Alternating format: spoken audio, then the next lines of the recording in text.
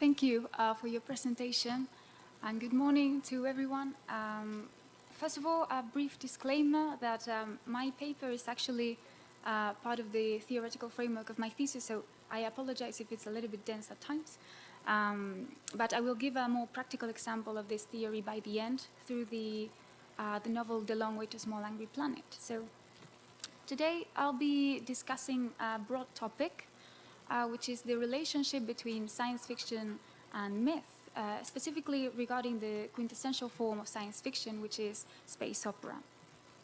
So, what exactly is the link between myth and science fiction? Well, to answer this, we first need to define what we understand as myth in the first place. So, for this, I'm moving away from more formalist definitions of myth as narratives depicting or explaining natural events or social or religious customs of a specific people. And I'm understanding myth in its sense of mythos or a narrative that carries cultural meaning. And as Campbell states, it's a narrative that showcases, quote, life models appropriate to the time in which you're living, end of quote. So throughout this presentation, I'll understand myths as depicting a world model or model of conduct. Now, if we look at the structural and narrative aspects that distinguish genres, we'd see that science fiction can be categorized as exomimetic literature. Now, what is this? According to Chebysky's classification, this is a type of non-mimetic fiction that presents a model of reality, plausible model of reality, that is somehow temporally, spatially, or techno-scientifically linked to the reader's empirical reality.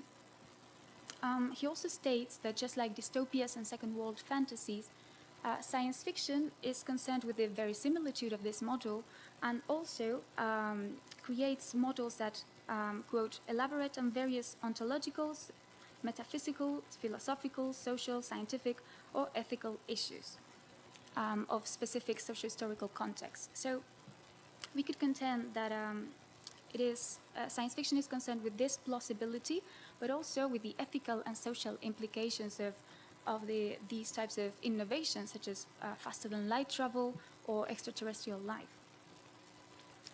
Hence, many scholars have or believe that science fiction has always participated in a modern form of myth creation in a way.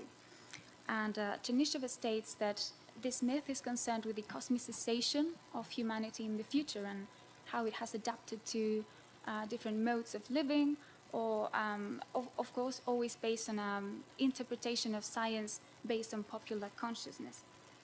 And it is because of this that scholars such as Lombardo have named the genre as an evolutionary mythology of the future. Now, I believe that space opera is particularly well suited to analyze this mythologization of the future, especially regarding some issues that were brought yesterday in the Avatar panel, specifically with the whole space colonialism issue, since it has carried heavy imperialist connotations since the beginning of it in the early 1920s. So, in the last couple of decades, many scholars have tried to disprove the belief that space opera lacks a narrative structure of its own and instead borrows it from different genres. However, this is partly not, but partly true assumption, since it does borrow or use some structures and topics and archetypes from the literary predecessors, which are mainly the romance, the future war story, and the adventure tale. So, due to the realism that comes with science fiction, the supernatural and magical elements of these genres were in space opera rationalized through science, but otherwise the structure remained pretty similar. So usually it depicted a male white human hero who followed the hero's journey myth. So he would visit exotic new alien worlds, overcome some obstacles and trials, and the tale would end, of course, for this human protagonist, it would end with a happy ending. Due to this influence of these genres, space opera also carried the cultural myths pertaining to those genres. So, for instance, there were many nationalistic myths conveyed through the two-world scheme. Now here we would have a familiar home base, usually shared by the reader and the protagonist, which contrasted with an exotic alien new world that was going to be colonized and conquered and exploited. Later on, as the narrative encompassed interplanetary wars and other socio-political systems as well, space opera adopted the American myth of the frontier, since humanity's conquest of outer space would imply the conquest of the final frontier as well, which was stated by the Kennedy administration in the early 60s. Moreover, the scientific basis on which these narratives were grounded also endorsed certain humanist myths, such as human exceptionalism and the species' linear progress into galactic dominance. However, after the Second World War, and specifically during the civil rights and feminist movements of the 60s and 70s, there was a slight change within the genre to represent plurality and diversity. So many authors were opting to approach concepts such as gender or disability in a more inclusive way and leave behind these pro-military and imperialist past narratives. In Britain, this gave rise to what is known as the new space opera, where these previous topics were reformulated from leftist and critical perspectives. But it also gave rise to what I'll be talking about later on, which is the motif of the spaceship crew as a free-floating, self-contained community that is autonomous from Earth's constraints or other human basis constraints. And the plot is focused instead on personal relations and conflicts. Nowadays, there's of course more canonical forms of space opera, but the most progressive ones depict inclusive and non-patriarchal futures from feminist perspectives. But it is worth mentioning that there's also an influence due to climate change and also the technological transcendence posed by the singularity, whereby many authors have changed this image of the new frontier for no frontier at all, since this myth of human expansionism has been changed by the certainty of human extinction. Now, the novel I'm going to talk about now, I believe, is a prime example of this second wave of space opera, and it is the first installment of Becky Chambers's Wayfarer series called The Long Way to Small Angry Planet. In this novel, we follow the life of a multi-species spaceship crew that you can see there, who build wormholes through space. That is their job. The crew includes 5 human members, 3 alien members, and also a sentient AI who controls the ship and who's sadly not depicted there. And while integrated into a grander narrative of interspecies warfare and many economical and political conflicts, the plot is mainly character-driven, and as the title suggests, focuses on the long way rather than the small angry planet to where they have to travel. So, how does this novel undermine the myths that I've been talking about until now? I would argue that it does so by implementing certain tenets found within philosophical posthumanism, which is a current, more and more common nowadays within contemporary feminist science fiction. As Ferranda states, and very broadly speaking, because I don't want to extend myself, its main principles are post-anthropocentrism, that is, situating humankind not at the center nor above non-humans, post-dualism, which implies disregarding Western dualist semiotics, negative dialectics, hierarchies, etc., and instead embracing relational ones.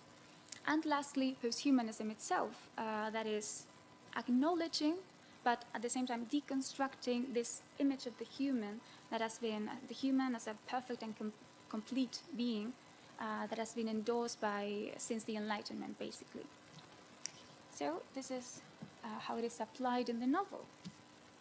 Firstly, the myth of the final frontier is completely debunked by the setting of the story. So the novel is set in a future where many sapient, that is what they call them, sapient species have created a galactic alliance to which humans are the latest and least influential addition.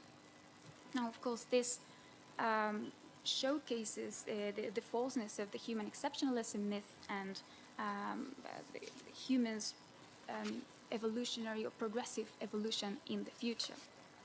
Instead, as I mentioned before, this is just a grander narrative within which to explore the ontological and epistemological diversity of the characters.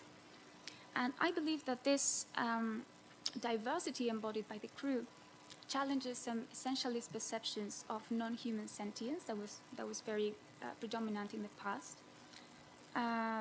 Because the alien other doesn't exist here to reassert the human character's self-identity through these types of hierarchies or negative dialectics. And instead, it is just identity is presented in relational terms, and collaboration and communication are endorsed, even at a discourse level, since I think, yeah, they all share narrative voice at some point or another.